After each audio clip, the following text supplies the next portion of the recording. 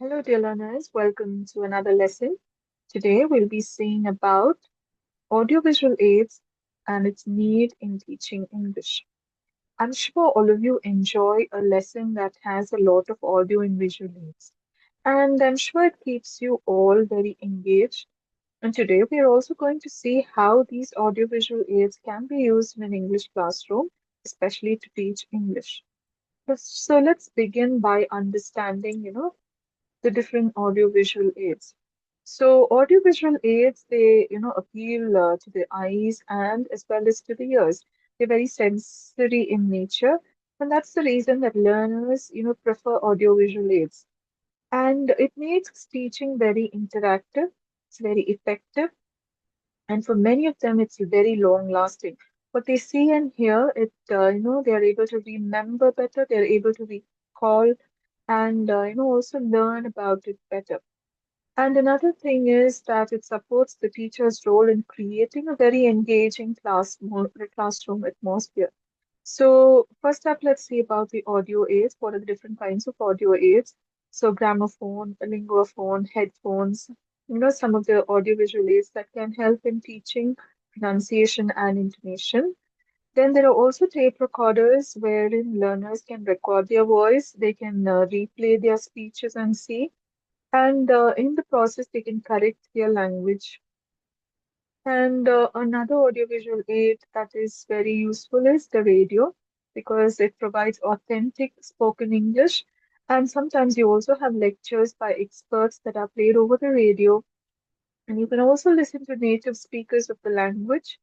And therein it helps, the learners as they pick up the language. Next is the visual aids. So what are some of the visual aids are textbooks, blackboard, flannel board, flashcards, pictures, charts, film strips. So, in the following slides, I'll be displaying some of these aids and also I'll be explaining how they can be used. So moving on to the audio aids and why they are very useful, because they appeal to the ear.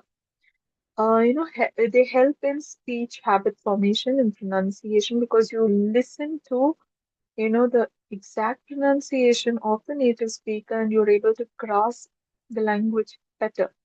And it also facilitates individual learning. You need not have to be distracted by external factors that affect you, in the process of your learning. And there are a variety of learning aids. You could listen to stories, you can listen to songs, plays, poems, and of late, you have a lot of podcasts that you can listen to. You can also, listen to audiobooks. If you do not prefer reading, then you can always listen to it. So that also, helps you. It, appeals to the ear and helps you learn better. And some of the aids, like I mentioned, I'll be explaining them. So first is gramophone, linguophone, or headphone. So these are supposedly to be the oldest teaching aids that were used back in those days when people were learning new languages. So it helps teach correct pronunciation and intonation pattern, and you can record and you can also grade. You can repeat the content again and again, and headphones can be used to practice and correct. So all these aids are beneficial for the learner. The second aid that we're going to see is a tape recorder. Tape recorders, like I'm sure all of you enjoy recording your voice and hearing it. So here you can record your speeches, you can repeat and play, and in the process you can correct yourself. And teachers also can listen to your mistakes and correct you. But you can avoid frequent on-off use because it gets a little too redundant and boring sometimes.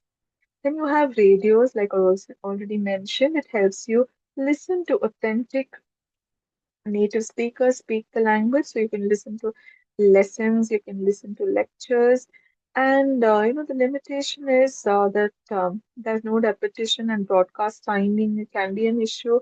Sometimes it's very impersonal because you don't know the speaker and you're not watching the speaker, so it becomes a little impersonal. And suppose you want to re-listen to something, you cannot do so. But the advantage is you can always, listen to experts, and it's very cheap also. Next, we're going to see is visual aids. So they are very appealing to the eye, and they help in visual memory, in imagination, vocabulary, as well as grammar learning. People who see things, they're able to remember better. There are a lot of visual aid, learners in the modern age. So I'm sure even in the English classrooms, visual aids are very beneficial. When we are talking about concepts, when we are talking about new words, when we project a picture of it or we project a video of it, it really appeals to the learner. And, they pay better attention to things. And the fourth type, which is textbooks. Yes, textbooks are being used from schools, to higher education. Everywhere textbooks are used, and it is a very practical aid. It should be attractive though, and there should be some grading and practical, and there should be some exercises also. So then, the learner is more engaged in practicing the language. Then you have the blackboard. Blackboard is another visual aid. So chalk and board has been a aid for a very long time, and it is the cheapest and the most common aid that is used. I think globally everywhere it is still in practice. It is not obsolete, although we have technology coming up, but still the blackboard is as useful as always. And some of the tips is you have to write it in the correct place. You have to have a clear writing. You can use colored chalk, and I definitely you need to clean the board whenever you use a chalk and board. And it helps better when you need to explain words, and when you need to spell out words. And sometimes, testing also can be done. Especially in my classes, I find that students enjoy running to the board and, writing and being the first one to write. If, they need to be competitive and it's like a gamified kind of a learning, then they always enjoy it. So blackboards are definitely a very useful aid for teaching English. Then you have flannel boards. So flannel boards, they are boards with flannels, and over there you can fit in pictures to them. You can stick in words, and here you can teach, simple concepts. So like the picture that is displayed, suppose you need to just say, what's the weather like? If you have to just ask someone, you could just show pictures like foggy, cloudy, rainy, snowy, and they can relate better. It's both visual and also you have the representation on the flannel board. So it, helps them remember concepts better. And step-by-step demonstration also can be done. The next we're going to see is flashcards. I'm sure all of you have heard of flashcards, and they are used mostly for young learners, beginners, especially for them to recollect, remember things better. So you have pictures and words that can be used as flashcards, and it helps the learners practice their vocabulary better, sentence structure better, and word order also.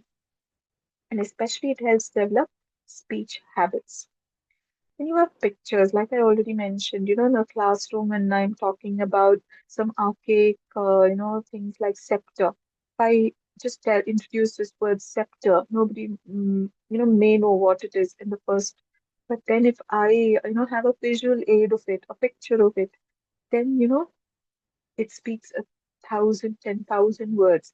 So I'm sure they understand what is a scepter and they will remember it for a lifetime. So it's useful for teaching vocabulary, composition, dramatization, and the different types are like postcards you could use snapshots, or you can just use wall pictures. And the advantages is very concrete, it's imaginative, and it also, draws the interest of the learner. The next aid are, charts, maps, models, and figures also can be used. For example, you need to teach directions. So you can always use, maps and teach about directions. And learners are quite interested. They do know which is right, left, center, alongside, beside. So all these kinds of, directive words they can understand and relate to better when you teach along with the help of a map. And you could also have models like plastic making uh, um, that makes learning more concrete. So they could have chart boards. They could make something out of clay, and that also will help them learn. So I'm sure these visual aids are more engaging. So they are very they keep the student or the learner occupied. It's very learner centric, these aids. Next, moving on, slides and film strips. So slides like the one that I'm using right now, and film strips, yes, of course. When you need to learn about culture, when you need to learn about stories, or if it's a case study, you can always use film strips, and it helps you, narrate it in a better way along with this aid. The learners are able to grasp better, and it helps them, develop their storytelling capability also. Next is epidioscope. So there's a picture of an epidioscope. So this is like a projector. Modern day we have a projector, but earlier times they did have an epidioscope. So here images of objects or pages are projected, and from that they learn.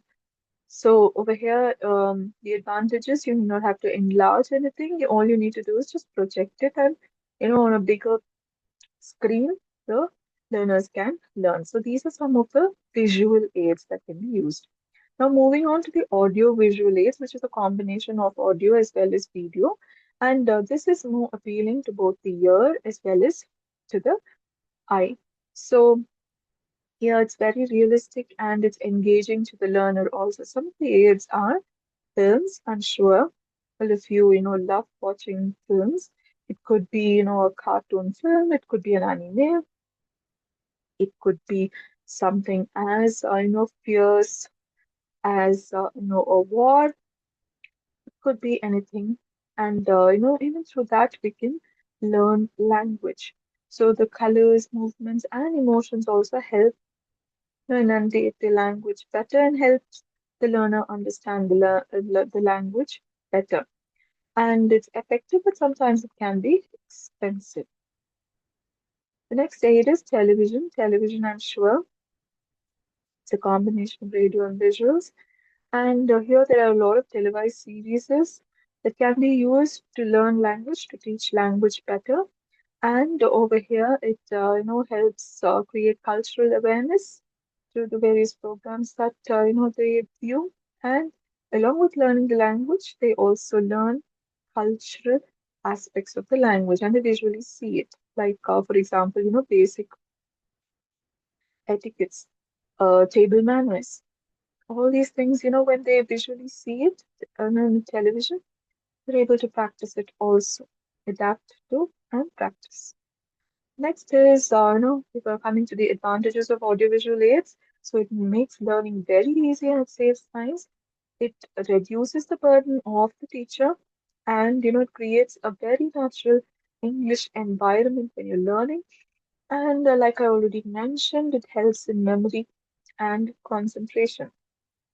And all along, it can be used as a direct method of teaching to support your direct method of teaching. So, what are the limitations? So, limitations is definitely, some of these aids are costly, and always technology is dependent on certain factors. For example, we are dependent on an internet. If an internet doesn't function, then certain features that we want to show, maybe if we want to use in YouTube, no, we will not be able to use it. So technical dependence happens, as well as, when technology is not working, then there's always a limitation.